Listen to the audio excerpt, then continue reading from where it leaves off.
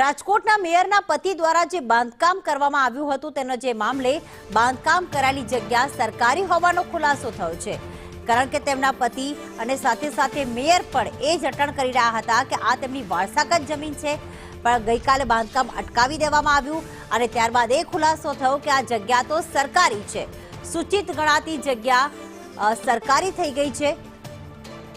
મયુર સોની અમારી સાથે જોડાઈ ગયા છે। મયુર, સતત 2 દિવસથી એ જ રટણ કરી રહ્યા હતા કે બાપ દાદાની જમીન છે, વારસાગત વારસાઈમાં મળેલી જમીન છે, પણ અહીંયા ખોટા ત્યારે સાબિત થયા જ્યારે ખુલાસો એ થયો કે આ તો સરકારી જમીન છે।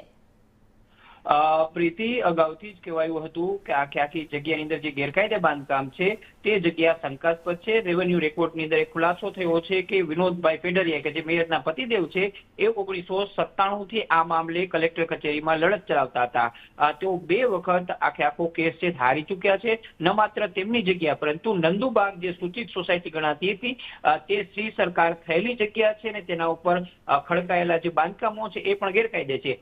આખો મામલો રેવન્યુ ની અંદર ચાલી રહ્યો છે। જે 180 સર્વે નંબર પૈકીનો એક પ્લોટની વાત ચાલી રહી છે એ જગ્યા પણ સરકારી હોવાનો ખુલાસો થઈ ચૂક્યો છે અને શ્રી સરકાર થઈને આખી જગ્યા ખાલસા થઈ ચૂકી છે।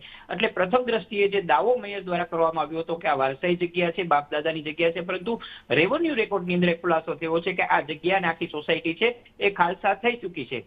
બિલકુલ, આભાર મયુર તમામ વિગતો માટે।